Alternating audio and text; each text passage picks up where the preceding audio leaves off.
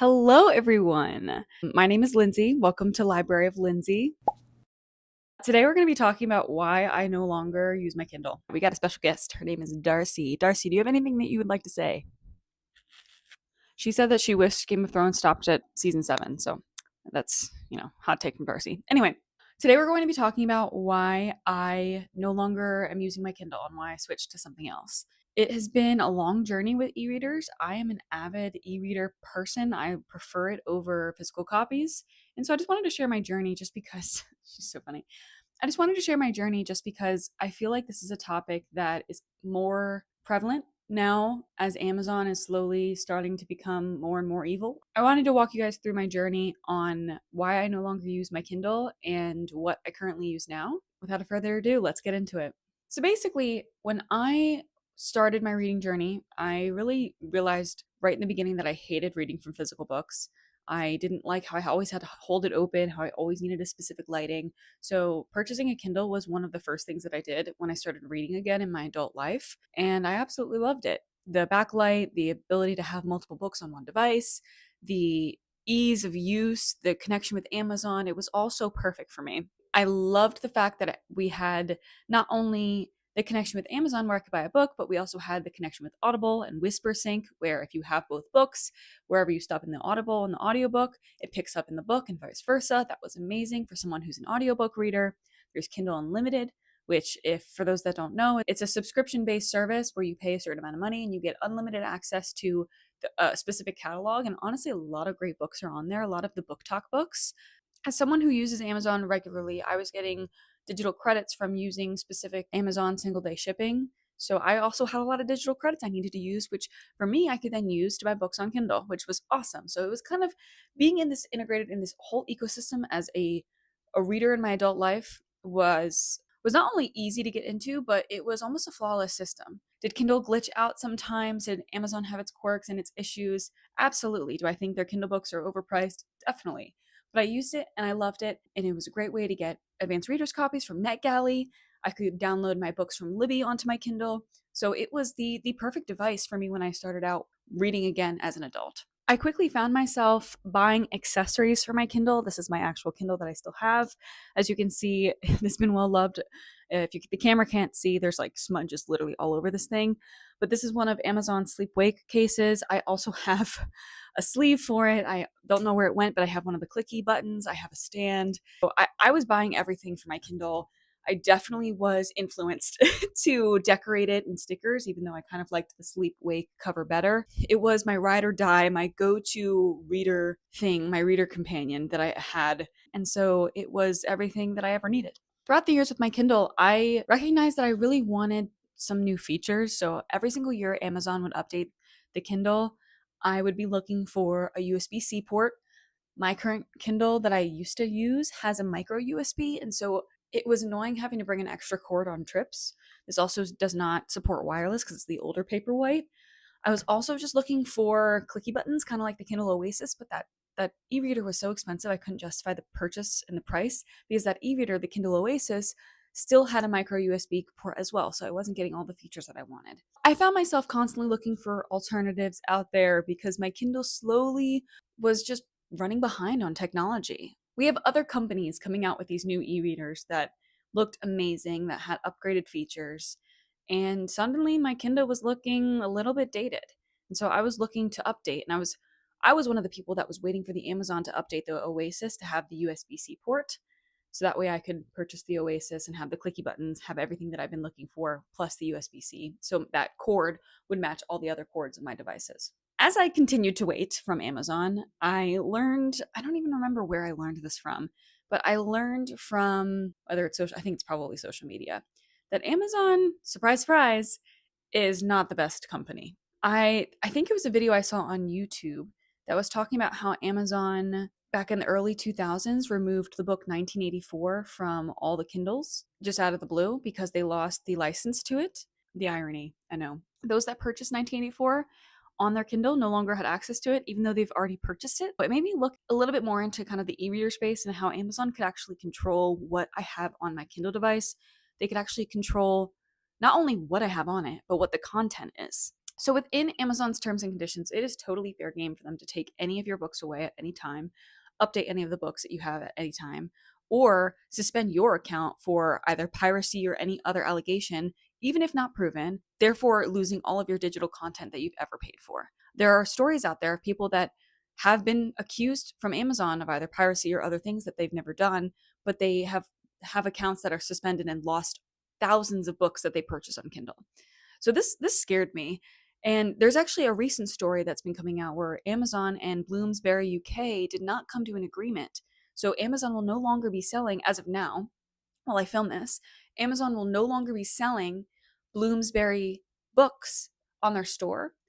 Their license agreement, which is what keeps it on the Kindle if you've already purchased it, is to be determined. Just to put that in perspective, Amazon and Bloomsbury have not come to agreement in the United Kingdom, meaning books like the Harry Potter series, the Sarah J. Maas books, I've got Throne of Glass, A Court of Thorns and Roses, Crescent City, and other amazing titles that Bloomsbury carries will no longer be available to Kindle readers for purchase if they cannot continue to come to an agreement. If things go sour and they lose the license from Bloomsbury UK as well, those people that have purchased those books, so purchased Harry Potter, purchased A Court of Thorns and Roses on their Kindle, will lose it with no money back, nothing. They don't get paid anything. That you just lose your book on your Kindle because that's within the terms of conditions.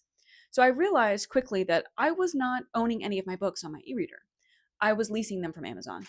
And as someone that really likes to reread things, this was a little bit concerning to me because I do not trust Amazon to be the better company and to compensate me, say if something were to change or if something needed to be deleted. In short of all of that, if you violate Amazon's terms of conditions or Amazon loses licensing or the ability to sell books, they could be deleted from your Kindle with no compensation to you. And just to put this all in perspective on what type of company Amazon is, even though you probably don't need this, I went to go cancel my Audible subscription about a year ago just because I wasn't using all of the credits. It was $15 a month. I wasn't using them all.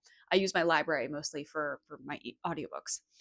And when I was canceling, they told me my 7 credits that I still had, I was going to lose them if I didn't use them right at that moment. And for me, I wasn't ready to use those credits. So I had to figure out what types of books I thought I wanted to listen to that were only exclusively on Audible and use the credits up, the 7 credits, I don't know, 7 times 15. You could do the math on how much money that is that I spent. I was forced to use them or else I would have lost all of that money. Knowing that about Amazon and hearing all the stories on what's going on with the Kindle and their ability to either suspend my account or change content or delete content from my Kindle, it made me start searching for other e-readers out there. There are other companies out there that have their terms of service that if you violate it, you will lose your content and stuff like that. But in my experience, Amazon has not been able to be trustworthy or a good steward of their books. They do not prioritize the Kindle. They do not prioritize the readers that they use. I think of using Goodreads as a perfect example of that. They just purchased Goodreads to have it as a marketing tactic, and I'll talk about that in another video. I don't trust Amazon. There are other businesses out there that I can put my trust in and see if that comes to be the right decision. But I understand that this is a problem with e-readers in general, but I just wanted to say that I have an issue with a company that is trying to get every last penny out of a consumer. I know you're all probably wondering where I went. It was a long journey. The Kindle is a great device, not only because it is integrated with all the Amazon stuff, but it's waterproof, it's lightweight, it has an average user interface. It could be better. The price point's all right for the Paperwhite. As I was looking though, Amazon came out with the Colorsoft series where it's their color Kindles. And there's been a lot of issues with that because originally I was thinking about going to color if it was available in another device. And so it was just interesting to watch people purchase the Colorsoft. And now there's so much back and forth between are they worth it? Like the price point is extreme. The new Kindle Colorsoft is $60 more than the e-reader I purchased. And I think the e-reader I purchased has like double the amount of features. So to put that in perspective, just wanted to point that out there. So I landed on, drum roll please, the Kobo Libra Color. I love my Kobo. I've had it for a few months now. As you can see, I have decorated it kind of how people decorate. Oh, it's upside down. People have decorated their Kindles. I decorated my Kobo Libra Color. And so I ended up on this device for a few main reasons. One, this device has the clicky buttons. As you can see here, they have the clicky buttons like the Oasis. There's a USB-C port somewhere. There it is. And it's color, as you heard in the title. So, and as you can see, the screen is of similar size. So here, let me just turn it on real quick. I'm going to open up a book just to show you guys what's going on. Okay, so I chose the Kobo Libra color, and this device has been my ride or die. I will never go back to a Kindle, to be honest with you. There are some minor issues with it, but the experience that I've had with this device far surpasses the experience that I've had with the Kindle. So there are a few things that I want to talk about when talking about the Kobo Libra Color. First is the price. So this device itself was $219. That doesn't include a case or anything like that, which is $60 less than the Kindle Color Soft that just came out, which this is color, as you can imagine. It has clicky buttons, unlike the Kindle Color Soft. It has the USB-C port. I'm assuming the Color Soft does as well. This device is also not only color with clicky buttons, it has a waterproof exterior. There are no ads, which is something I forgot to mention earlier in this video, is that the fact that Amazon forces you to pay for no ads on a device you just bought is criminal. There is an option for a stylus, so similar to like the Kindle Scribe, which is even more expensive. There's an option to add a stylus to this. I didn't buy it because I'm not a big annotator, but the stylus I think was about $70 to add on. What I really love about this device is that, I'm gonna see if I can get it up for you. So there's an activity area within the e-reader, and it provides you statistics on, I don't know if you guys can see this. It provides you statistics on what you're reading, how long you've been reading, general stats about your Kobo, which I absolutely love. The Kindle definitely does not have a feature like that. And that was kind of a nice bonus. OneDrive, so aka Libby, is integrated into the machine. So I actually logged into my library account on my Kobo, so I could actually browse my library selection on the device if I wanted, which is a really cool feature. And I would like to say that this device is compatible with most file types. So unlike Amazon's Kindle that is blocked, so I think it's called DRM, they have a specific Kindle file type where you cannot share or send certain types of files to this device. The Kobo is accessible to multiple different file types, and it's a little bit more open sourced. So you can get files from many different places. Unlike the Kindle, it's really just Amazon or NetGalley and then through Amazon. A few things that I wanted to mention that were kind of downsides to my Kobo, which for me, I'm totally comfortable with. One is that it's not connected to Amazon anymore. If you were still an Audible listener, no more Whisper Sync. If you use your Amazon regularly and you get digital credits, no more digital credits being able to use for the ebooks for this. Sometimes also I do find that Amazon specifically has Amazon exclusive content. So the Kobo does not have it on their website to purchase. So that's a little bit of a hindrance sometimes. But I mostly read it from my library, so it's pretty easy to connect everything. I also will say I had to import all of my unread Kindle books, which wasn't as difficult as I thought it was going to be.